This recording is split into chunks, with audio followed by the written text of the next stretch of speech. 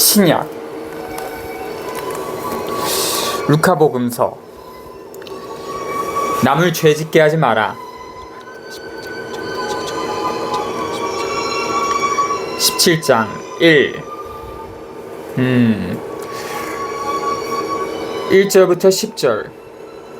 루카는 여기에다 약한 표양, 형제적인 상호교정, 용서, 믿음의 힘, 욕심 없이 하나님을 섬길 필요성에 관한 예수님의 말씀을 모아놓는다.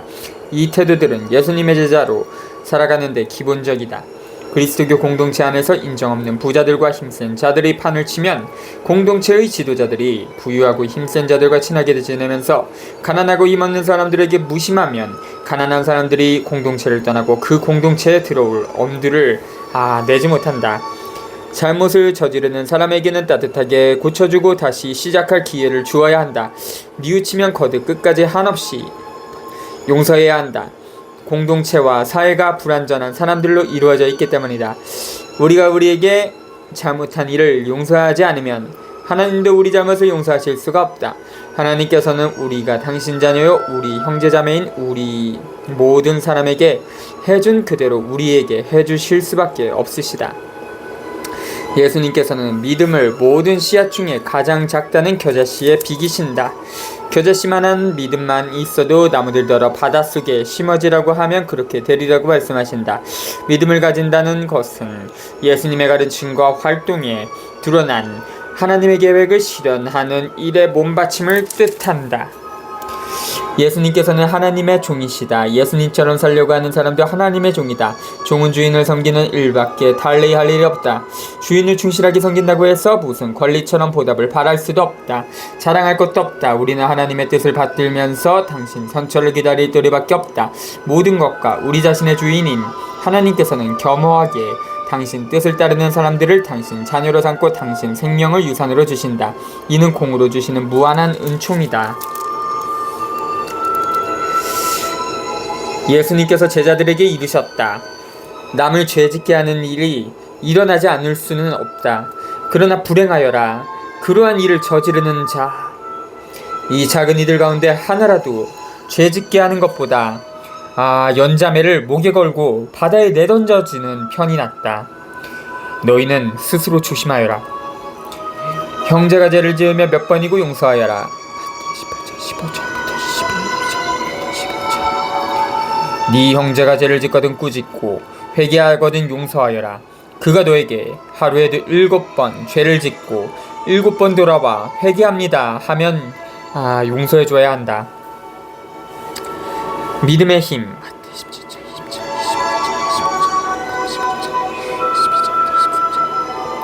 사도들이 주님께 저희에게 믿음을 더하여 주십시오 하고 말하였다. 그러자 주님께서 이르셨다.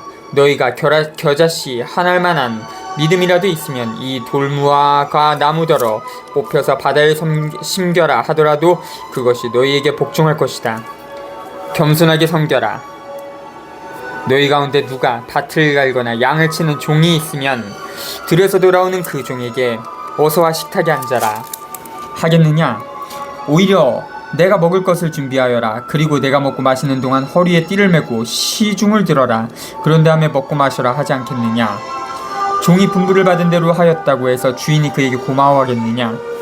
이와 같이 너희도 분부를 받은 대로 다 하고 나서 저희는 쓸모없는 종입니다. 해야 할 일을 하였을 뿐입니다 하고 말하여라. 나병 환자 10사람을 고쳐주시다. 예수님께서 예루살렘으로 가시는 길에 사마리아와 갈릴레아 사이를 지나가시게 되었다. 그분께서 어떤 마을에 들어가시는데 나병 환자 10사람이 그분께 마주왔다. 그들은 멀찍이 서서 소리를 높여 말하였다. 예수님, 스승님, 저희에게 자비를 베풀어 주십시오. 예수님께서는 그들을 보시고 가서 사제들에게 너희 몸을 보여라 하고 이르셨다. 그들이 가는 동안에 몸이 깨끗해졌다. 그들 가운데 한 사람은 병이 나은 것을 보고 큰 소리로 하나님을 찬양하며 돌아와 예수님의 발 앞에 엎드려 감사를 드렸다. 그는 사마리아 사람이었다. 그러자 예수님께서 말씀하셨다. 10사람이 깨끗해지지 않았느냐? 그런데 9은 어디에 있느냐? 이 외국인 말고는 아무도 하나님께 영광을 드리러 돌아오지 않았단 말이냐? 이어서 그에게 이르셨다. 일어나 가거라. 네 믿음이 너를 구원하였다.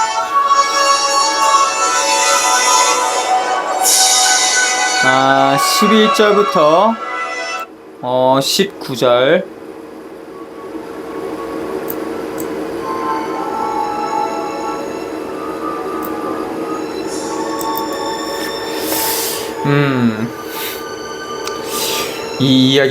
이 이야기의 정점은 사마리아 사람의 믿음이다. 사마리아 사람이 보여준 믿음은 성숙한 믿음이다. 그 믿음은 희망에서 생기고 예수님의 말씀에 순종하면서 성장하고 감사드리는 행위로 나타난다. 이로써 그 사람은 치유를 받을 뿐 아니라 구원을 받게 된다. 그의 인생은 예수님 안에서 하나님의 사랑이 사람들로 하여금 기쁘게 감사하는 마음으로 살게 해줌을 인정하면서 넉넉해진다. 하나님께서 예수 그리스도 안에서 주시는 생명과 삶은 은혜로운 삶이고 감사할 줄 아는 삶이다. 율법은 나병 환자들이 따로 떨어져 살아야 하고 성한 사람이 나병 환자를 만지면 불결해진다고 규정해 놓고 있었다. 예수님께서는 그런 나병 환자들을 만나 불쌍히 여겨 병을 고쳐주신다. 나병을 낳은 사람 가운데 감사드리러 돌아온 사람은 사마리아 사람 1명뿐이었다. 유다인인 9명은 감사를 드릴 줄 몰랐다. 루카가 사마리아인을 내세운 것은 사마리아가 복음화한 첫 지방 가운데 하나였기 때문일 것이다. 나병 환자들마저도 유다인과 사마리아인은 합심을 하지 못한다. 힘없고 천대받는 가난한 사람들이 합심하고 연대하면 가난과 질병의 원인을 없앨 수 있는데도 그렇게 하지 못한다. 병이 나은 사마리아인, 유다인이 이방인 취급하면서 무시하는 사마리아인이 하나님을 찬양한다. 하나님께서 베풀어 주신 선물을 인정하고 감사드린다. 인간으로서는 공으로 선물을 주시는 하나님께 감사를 드릴 일만 남는다. 하나님 나라의 도래. 예수님께서는 바리사이들에게 하나님의 나라가 언제 오느냐는 질문을 받으시고 그들에게 대답하셨다. 하나님의 나라는 눈에 보이는 모습으로 오지 않는다. 또 보라 여기에 있다 또는 저기에 있다 하고 사람들이 말하지도 않을 것이다. 보라, 하나님의 나라는 너희 가운데 있다. 20절부터 21절. 하나님 나라가 오는 것을 나타내는 신비스러운 징표나 기적을 구해보았자 쓸데없다. 하나님 나라는 예수님의 활동이 계속 펼쳐지고 있는 곳이면 어디든 이미 현존해 있다. 하늘이 무너져 내리고 땅이 불길에 휩싸이는 것과 같은 일은 없을 것이다. 그런 일이 일어난 다음에 하나님의 나라가 오는 것이 아니다. 하나님의 나라는 하늘에서 뚝 떨어지지 않는다. 뿌리부터 정의롭게 변한 인류와 사회와 세계 자체가 하나님께서 다스리시는 나라다. 하나님의 나라는 불의한 인간관계를 정의로운 인간관계로 바꿔놓을 때 실현되어 간다. 그 하나님의 나라는 사람들이 서로 위해주고 나누고 섬기는 관계를 맺어 정의를 실천하면 언제나 현존하게 된다. 22절부터 37절. 하나님 나라와 더불어 사람의 아들이 내리는 심판은 역사 속에서 실현된다. 사람의 아들은 모든 사람이 각자 꾸리는 삶의 실체와 진실을 드러내기 위하여 오신다. 그와 같은 사람의 아들의 나타나심은 늘 심각한 결정적인 순간이다. 사람의 아들에게 각 사람의 구원과 멸망이 달려있다. 예수님처럼 타인들을 위하여 자기 자신과 생애를 바치는 사람들만이 구원을 받을 것이다. 다름 아닌 예수님께서 사람의 아들이시다. 심판을 내리고 하나님의 나라를 세우실 분이시다. 사람의 아들로서 예수님께서는 불의한 사회의 종교 지도자들에게서 죽임을 당하실 것이다. 그러나 당신 부활은 종교 지도자들과 지배 권력자들의 불의를 드러내고 단죄할 것이다. 죽임을 당한 예수님께서는 부활하여 심판을 내리실 것이다. 부활하여 모든 시대와 모든 장소의 모든 사람과 온 인류와 온 세계에 당신 모습을 드러내고 미움과 불의를 이기고 하나님의 정의를 보여주실 것이다. 사람의 아들이 다시 오시는 날을 미리 알 수 없다. 그렇지만 그날은 반드시 오고야 말 것이다. 미움에 사로잡혀 불의를 저지른 자들을 벌을 받고 사랑으로부터 우러나오는 하나님의 정의를 실천하고 실현한 사람들은 상을 받는 모습을 모든 사람과 모든 백성이 똑똑히 보게 될 것이다. 그날은 숨 돌릴 겨를도 없이 닥칠 것이다. 그날에는 이미 모든 것이 결정되어 있을 것이다. 하나님의 정의를 실천하고 그 정의를 실현하는 운동에 몸바친 사람들은 구원을 받을 것이고 불의를 저지르고 불의한 사회를 만들고 지키는 운동에 몸바친 자들은 영원한 벌을 받을 것이다. 과거와 현재와 미래의 모든 사람들, 모든 사람과 모든 백성이 그날에 한자리에 모여 역사의 본 모습을 똑똑히 보게 될 것이다. 그러나 개인에게 그날은 인생을 결산하는 죽는 순간이 될 것이다. 개인들도 재고 미적거릴 여유가 없다. 언제 죽을지 도무지 모르기 때문이다. 사랑과 정의를 실천하고 실현하는 것을 인생 목적으로 삼고 살았는지, 아니면 미움과 불의를 실천하고 실현하는 것을 인생 목적으로 삼고 살았는지에 따라서 가장 가까운 사람들도 갈라질 것이다. 사람의 아들이 내리시는 심판은 인간들 자신의 내부에서 이루어질 것이다. 인간들 자신이 자기네 본 모습을 거울을 들여다보듯이 보게 될 것이다.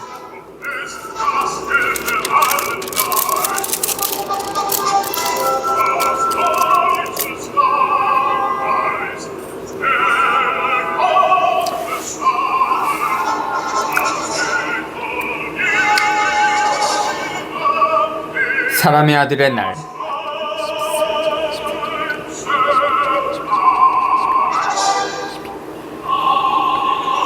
예수님께서 제자들에게 이르셨다. 너희가 사람의 아들의 날을 하루라도 보려고 갈망할 때가 오겠지만 보지 못할 것이다. 사람들이 너희에게 보라 저기에 계시다 또는 보라 여기에 계시다 할 것이다. 그러나 너희는 나서지도 말고 따라가지도 마라. 번개가 치면 하늘 이쪽 끝에서 하늘 저쪽 끝까지 비추는 것처럼 사람의 아들도 자기의 날에 그러할 것이다. 그러나 그는 먼저 많은 고난을 겪고 이 세대에게 배척을 받아야 한다. 사람의 아들의 날에도 노아 때와 같은 일이 일어날 것이다.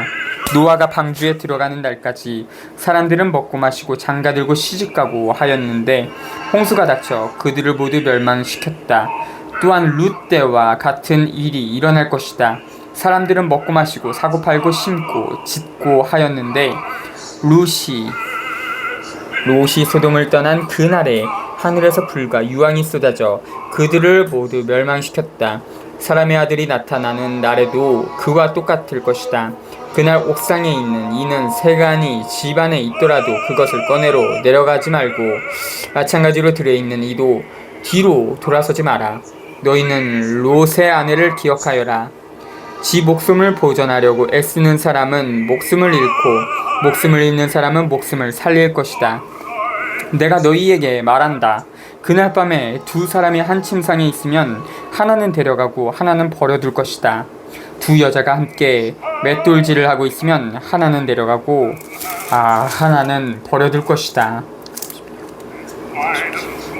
제자들이 예수님께 주님 어디에서 말입니까? 하고 묻자 예수님께서 그들에게 이르셨다. 시체가 있는 곳에 독수리들도 모여든다. 과부의 청을 들어주는 불의한 재판관의 비유. 18. 예수님께서는 낙심하지 말고 끊임없이 기도해야 한다는 뜻으로 제자들에게 비유를 말씀하셨다. 어떤 고을에 하나님도 두려워하지 않고 사람도 대수롭지 않게 여기는 한 재판관이 있었다. 또 그 고을에는 과부가 한 사람이 있었는데 그는 줄곧 그 재판관에게 가서 저와 저의 적대자 사이에 올바른 판결을 내려주십시오 하고 쫄랐다. 재판관은 한동안 들어주려고 하지 않다가 마침내 속으로 말하였다. 나는 하나님도 두려워하지 않고 사람도 대수롭지 않게 여기지만 저 과부가 나를 이토록 귀찮게 하니 그에게는 올바른 판결을 내려줘야겠다. 그렇게 하지 않으면 끝까지 찾아와서 나를 괴롭힐 것이다. 주님께서 다시 이르셨다. 이 불의한 재판관이 하는 말을 새겨들어라.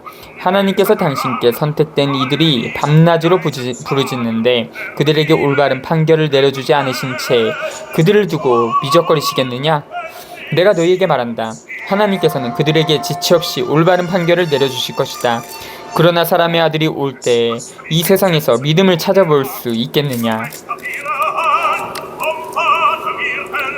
18장 1절부터 8절. 지금의 상황에 만족하지 못하고 마음이 언짢은 사람들만이 끈질김을 보여줄 수 있다. 끈질김이 없으면 결코 아무것도 얻지 못할 것이다. 하나님께서는 기도를 통하여 정의를 구현하려는 열망과 희망을 증거하는 사람들을 기다리신다.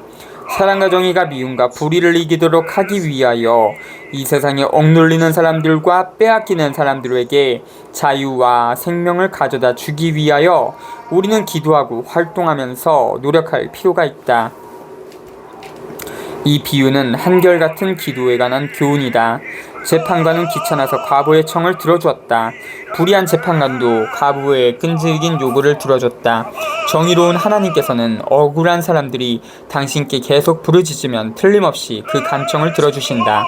가난한 사람들의 무기는 실망하지 않고 끊임없이 정의를 실천하면서 사회와 세계 속에 정의가 실현되게 해주시라고 하나님께 청하는 일이다. 바리사이와 세리의 비유. 예수님께서는 또 스스로 의롭다고 자신하며 다른 사람들을 업신여기는 자들에게 이 비유를 말씀하셨다. 두 사람이 기도하러 성전에 올라갔다. 한 사람은 바리사이였고 다른 사람은 세리였다. 바리사이는 꼿꼿이 서서 혼잣말로 이렇게 기도하였다. 오 하나님, 제가 다른 사람들, 강도짓을 하는 자나 불의를 저지르는 자나 간음을 하는 자와 같지 않고 저 세리와도 같지 않으니 하나님께 감사드립니다. 저는 일주일에 2번 단식하고 모든 소득의 11조를 바칩니다. 그러나 세리는 멀찍이 서서 하늘을 향하여 눈을 들 엄두도 내지 못하고 가슴을 치며 말하였다. 오 하나님, 이 죄인을 불쌍히 여겨주십시오. 내가 너희에게 말한다. 그 바리사이가 아니라 이 세리가 의롭게 되어 집으로 돌아갔다. 누구든지 자신을 높이는 자는 낮아지고 자신을 낮추는 이는 높아질 것이다. 9절부터 14절 한결같음만으로는 충분치 못하다. 자기가 보잘것없음을 인정하면서 고백하고 하나님의 자비에 기댈 필요가 있다. 인간은 자기 자신의 힘만으로는 한 걸음도 나아가지 못한다. 하나님께 올바르다고 인정을 받는 것은 순전히 당신이 주시는 선물이다. 이 비유는 유다인 사회의 극단적인 2가지 예를 소개한다. 스스로 의롭고 안전하다고 판단하는 바리사이와 억압자 로마 제국을 위하여 세금을 걷어들여야 하는 자기 공직 때문에 업신여김과 소외를 당하는 세리를 소개한다. 바리사이는 자기 죄에 관해서는 아무 말도 하지 않는다. 자기는 율법을 착실히 지켰기 때문에 죄가 없다고 생각한다. 자기는 세리와 같은 죄인이 아니라고 힘주어 아랜다. 그와 대적으로 세리는 자기가 죄인임을 너무나 잘 알고 있다. 하나님께 용서와 자비를 구할 일밖에 없다고 느낀다. 그렇지만 사실은 불의한 사회와 체제 속에서 근심 없이 편안하게 살아가는 사람은 누구나 공범자여 죄인일 수밖에 없다. 자기가 죄인임을 알지 못하고 인정하지 않는 바리사이는 용서를 받지 못하고 자기가 죄인임을 알고 인정하는 세리는 용서를 받는다. 어린이들을 사랑하시다.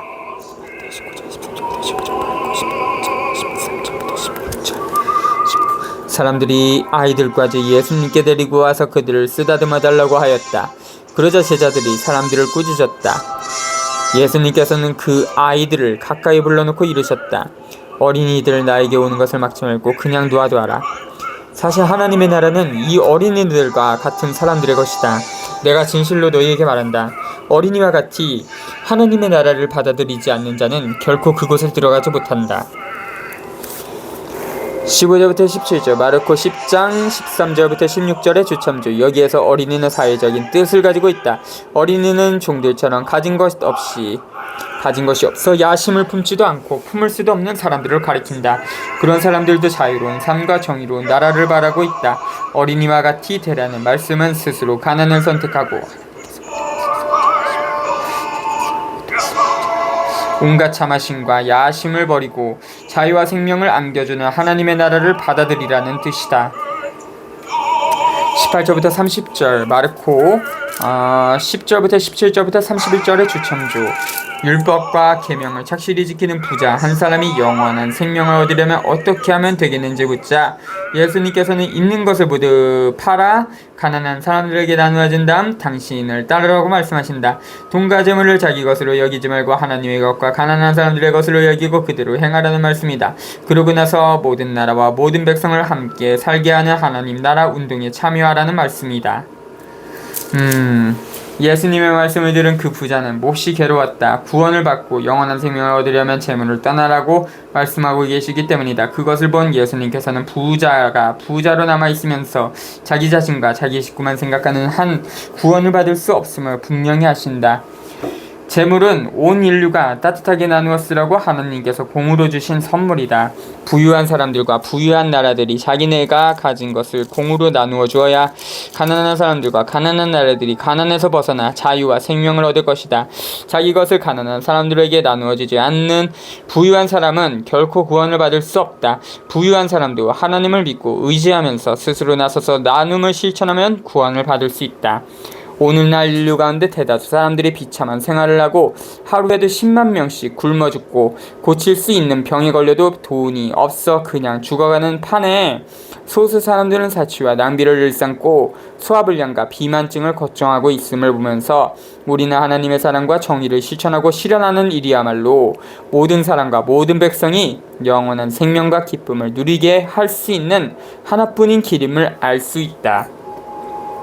온 인류를 화해하게 하고 일치하게 하는 하나님 나라 운동에 몸바치기 위하여 모든 것을 버리고 가족에 대한 무분별한 애착을 버리는 사람은 영원한 생명을 받을 것이다. 그리고 이 세상에서도 성령께서 주시는 극한 기쁨을 누릴 것이다.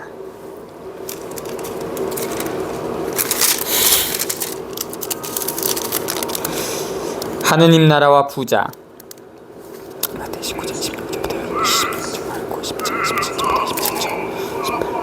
어떤 권력가가 예수님께 선하신 스승님, 제가 무엇을 해야 영원한 생명을 받을 수 있습니까? 하고 물었다. 그러자 예수님께서 그에게 이르셨다. 어찌하여 나를 선하다고 하느냐? 하나님 한 분 외에는 아무도 선하지 않다. 너는 계명들을 알고 있지 않느냐? 간음해서는 안 된다. 살인해서는 안 된다. 도둑질해서는 안 된다. 거짓 증언을 해서는 안 된다. 아버지와 어머니를 공경하여라. 그가 예수님께 그런 것들은 제가 어려서부터 다 지켜왔습니다 하고 대답하였다. 예수님께서는 이 말을 들으시고 그에게 이르셨다. 너에게 아직 모자란 것이 하나 있다. 가진 것을 다 팔아 가난한 이들에게 나눠줘라. 그러면 네가 하늘에서 보물을 차지하게 될 것이다. 그리고 와서 나를 따라라. 그는 이 말씀을 듣고 매우 슬퍼하였다. 그가 큰 부자였기 때문이다. 예수님께서는 그가 매우 슬퍼하는 것을 보고 말씀하셨다. 재물을 많이 가진 자들이 하나님 나라에 들어가기는 참으로 어렵다. 부자가 하느님 나라에 들어가는 것보다 낙타가 바늘기로 들어가는 것이 더 쉽다. 이 말씀을 들은 사람들은 그러면 누가 구원을 받을 수 있는가 하고 말하였다. 예수님께서 이르셨다. 사람에게는 불가능한 것이라도 하나님께는 가능하다. 다른 복음서에는 부자 청년이라고 나오죠.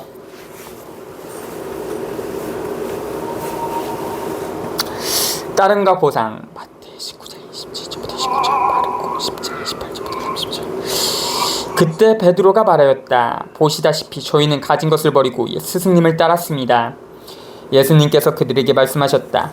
내가 진실로 너희에게 말한다. 누구든지 하나님의 나라 때문에 집이나 아내, 형제나 부모나 자녀를 버린 사람은 현세에서 여러 곱절로 대받을 것이고 내세에서는 영원한 생명을 받을 것이다. 순환과 부활을 세 번째로 예고하시다.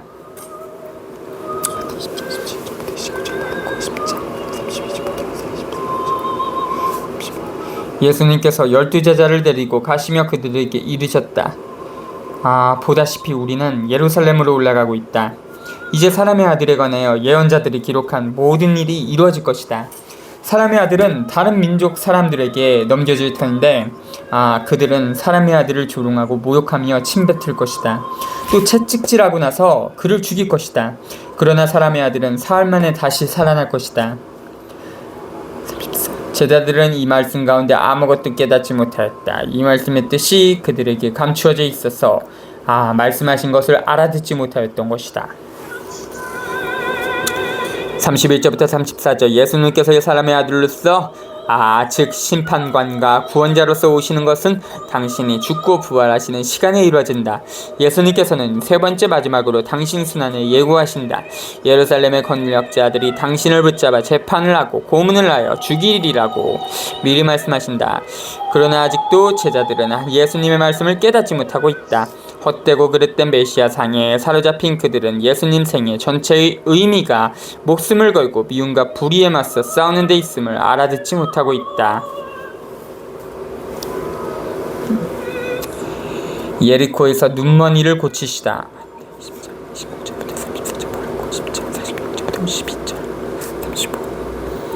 예수님께서 예리코에 가까이 이르셨을 때의 일이다. 어떤 눈먼이가 길가에 앉아 구걸하고 있다가 군중이 지나가는 소리를 듣고 무슨 일이냐고 물었다. 사람들이 그에게 나자렛 사람 예수님께서 지나가신다고 알려주자 그가 예수님 다윗의 자손이시여 저희에게 자비를 베풀어 주십시오 하고 부르짖었다. 앞서가던 이들이 그에게 잠자코 있으라고 꾸짖었지만 그는 더욱 큰 소리로 다윗의 자손이시여 저에게 자비를 베풀어 주십시오 하고 외쳤다. 예수님께서 걸음을 멈추시고 그를 데려오라고 분부하셨다. 그가 가까이 다가오자 예수님께서 그에게 물으셨다.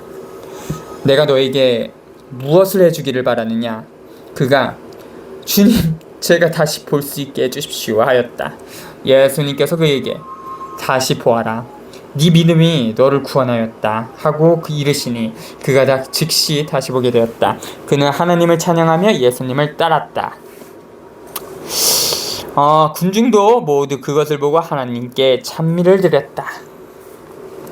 35절부터 43절 예리코에 사는 소경이 치유를 받은 사건은 그가 예수님을 믿고 당신과 더불어 못마치게 되었음을 말해준다. 눈을 뜨고 새로운 사고방식과 행동방식과 사용할 방식을 취하는 사람들만이 생명을 주시는 예수님을 따를 수 있다. 소경은 예수님 다윗의 자손이시여 하고 부르면서 달려든다. 그는 정의로운 나라를 세우러 오시는 메시아를 기다리고 있었다. 정의가 실현되는 나라를 보고 싶었다. 힘없는 사람들과 가난한 사람들을 자유롭게 하는 하나님 나라를 바라고 기대했다. 그런 그를 예수님께서 보게 하신다. 그저 눈만 뜨게 하신 것이 아니라 신앙의 눈도 뜨게 하신다.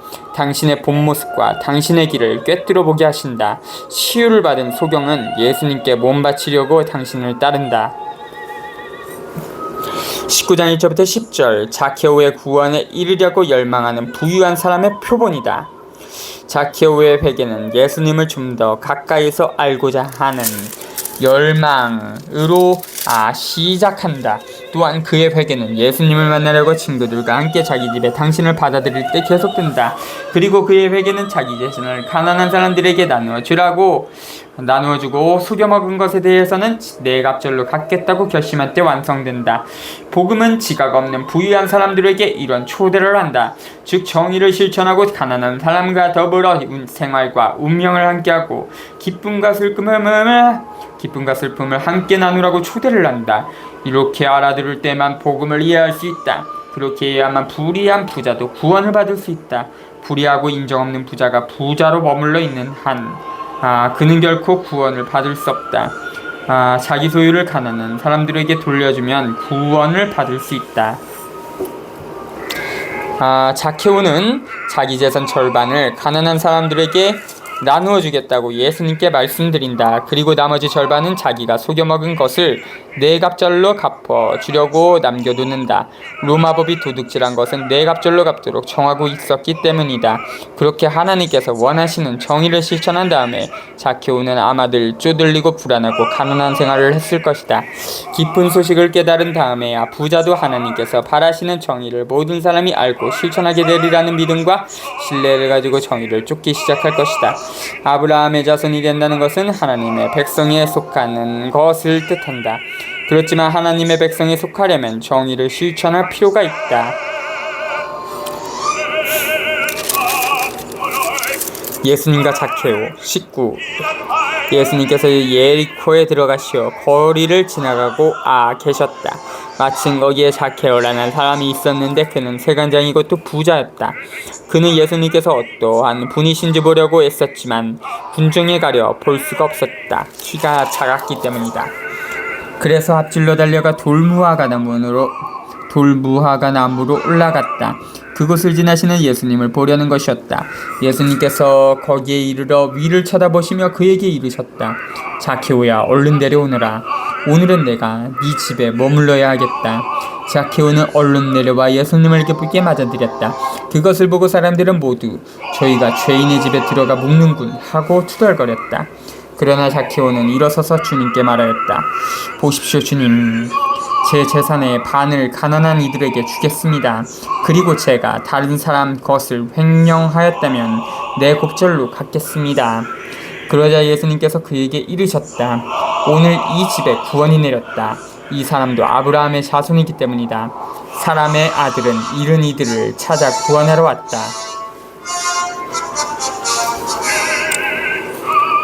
만나의 비유. 사람들이 이 말씀을 듣고 있을 때 예수님께서는 비유 하나를 덧붙여 말씀하셨다. 예수님께서 예루살렘에 가까이 이르신데다 사람들이 하나님의 나라가 당장 나타나는 줄로 생각하고 있었기 때문이다. 그리하여 예수님께서 이르셨다. 어떤 귀족이 왕권을 받아오려고 먼 고장으로 떠나게 됐다. 그래서 그는 총 10사람을 불러 10미나를 나누어주며 내가 올 때까지 벌이를 하여라 하고 그들에게 일렀다.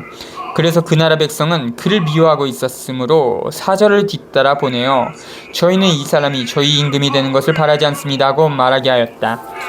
그러나 그는 왕권을 받고 돌아와 자기가 돈을 준 종들이 벌이를 얼마나 하였는지 알아볼 생각으로 그들을 불러오라고 분부하였다. 첫째 종이 들어와서 주인님의 한 미나로 10미나를 벌어드렸습니다 하고 말하였다. 그러자 주인이 그에게 일렀다. 잘하였다 착한 종아. 네가 아주 작은 일에 성실하였으니 10고을을 다스리는 권한을 가져라. 그 다음에 둘째 종이 와서 주인님의 한 미나로 5미나를 만들었습니다 하고 말하였다. 주인은 그에게도 일렀다. 너도 5고을을 다스려라. 그런데 다른 종은 와서 이렇게 말하였다. 주인님의 한 미나가 여기에 있습니다. 저는 이것을 수건에 싸서 보관해뒀습니다. 주인님께서 냉혹하신 분이어서 가져다 놓지 않은 것을 가져가시고 뿌리지 않은 것을 거두어 가시기에 저는 주인님이 두려웠습니다. 그러자 주인이 그에게 말하였다. 이 약한 종아, 나는 네 입에서 나온 말로 너를 심판한다. 내가 냉혹한 사람이어서 가져다 놓지 않은 것을 가져가고 뿌리지 않은 것을 거두어 가는 줄로 알고 있었다는 말이냐? 그렇다면 어찌하여 내 돈을 은행에 놓지 않았더냐? 그리하였으면 내가 돌아왔을 때 내 돈에 이자를 붙여 되찾았을 것이다. 그러고 나서 곁에 있는 이들에게 일렀다. 저자에게서 그 한 미나를 빼앗아 10미나를 가진 이에게 주어라. 그러자 그들이 주인에게 말하였다. 주인님, 저희는 10미나나 가지고 있습니다. 내가 너희에게 말한다. 누구든지 가진 자는 더 받고 가진 것이 없는 자는 가진 것마저 빼앗길 것이다. 그리고 내가 저희들의 임금이 되는 것을 바라지 않는 그 원수들을 이리 끌어다가 내 앞에서 처형하여라. 예루살렘에 입성하시다.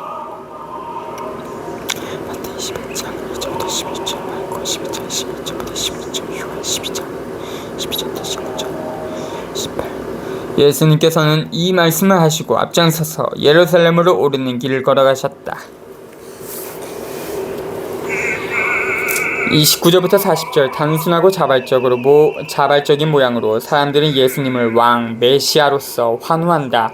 예수님께서는 전통적인 왕의 행차 모습을 취하지 않고 겸손하고 평화로운 모습을 보여주신다.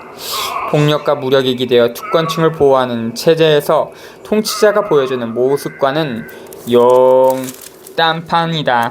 그래서 당국자들은 예수님을 참된 정의를 가져다주는 왕으로 환호하는 군중을 잠재우려고 노력한다.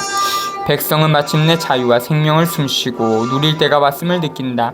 바리사이들은 백성의 환호가 무슨 뜻인지 잘 안다.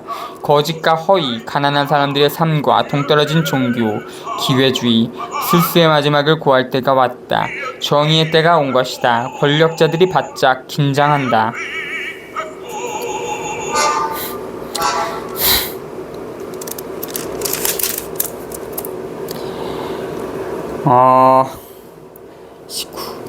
올리브산이라고 불리는 곳 근처 베타니아에 가까이 이르셨을 때 예수님께서 제자 둘을 보내며 말씀하셨다. 맞은 쪽 동네로 가거라. 그곳에 들어가면 아직 아무도 탄 적이 없는 어린 낙이 한 마리가 메어 있는 것을 보게 될 것이다. 그것을 풀어 이끌고 오너라. 누가 너희에게 왜 푸는 거요? 하고 묻거든 이렇게 대답하여라. 주님께서 필요하시답니다. 분부를 받은 이들이 가서 보니 예수님께서 말씀하신 그대로였다. 그래서 그들이 어린 나귀를 푸는데 그 주인이 왜 그 어린 나귀를 푸는 거요? 하고 물었다. 그들은 주님께서 필요하시답니다. 하고 대답하였다.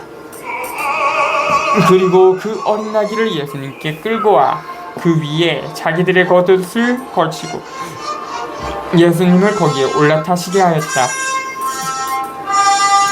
예수님께서 나아가실 때 그들은 자기들의 겉옷을 길에 깔았다. 예수님께서 어느덧 올리브산 내리막길에 가까이 이르시자 제자들이 무리가 다 자기들이 본 모든 기적 때문에 기뻐하며 큰 소리로 하느님을 찬미하기 시작하였다. 그들은 이렇게 말하였다. 주님의 이름으로 오시는 분 임금님은 복되시어라. 하늘의 평화 지극히 높은 곳의 영광. 군중 속에 있던 바리사이 몇 사람이 예수님께 스승님 제자들을 꾸짖으십시오 하고 말하였다. 그러자 예수님께서 대답하셨다. 내가 너희에게 말한다. 이들이 잠자코 있으면 돌들이 소리 지를 것이다.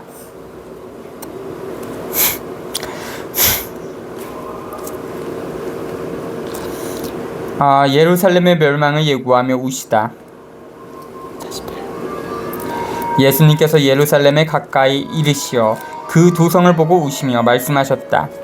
오늘 너도 평화를 가져다 주는 것이 무엇인지 알았더라면 그러나 지금 네 눈에는 그것이 감춰져 있다. 그때가 너에게 닥쳐올 것이다. 그러면 너의 원수들이 네 둘레에 공격 축대를 쌓은 다음 너를 에워싸고 사방에서 주어들 것이다. 그리하여 너와 네 안에 있는 자녀들을 땅바닥에 내동댕이 치고 네 안에 돌 하나도 다른 돌 위에 남아있지 않게 만들어버릴 것이다. 하나님께서 너를 찾아오신 때를 네가 알지 못하였기 때문이다. 41절부터 44절 거룩한 도시 예루살렘은 참된 평화의 길이 무엇인지를 알지 못한다. 눈을 감고 있다. 평화의 길과 반대되는 길을 가면서 백성을 억누르고 착취하는 중심지가 되어 있다. 예루살렘은 예수님의 방문을 당신의 호소에 자기를 열고 자기의 불의한 사회 질서를 바꿀 기회로 인정하지 않기 때문에 멸망할 것이다. 예수님께서는 예루살렘이 사람들을 함께 살게 할 당신의 선포와 실천을 받아들이지 않을 것임을 알고 슬퍼하신다. 예수님을 거절한 예루살렘은 얼마 안 있어 함락되고 불에 타고 말 것이다. 그 심판은 두려운 것이 될 것이다. 예루살렘의 돌 위에 돌이 남아나지 못할 것이다. 돌들 사이가 억눌리고 빼앗기는 백성의 피로 흥건히 젖어 있기 때문이다. 성전을 정화하시다.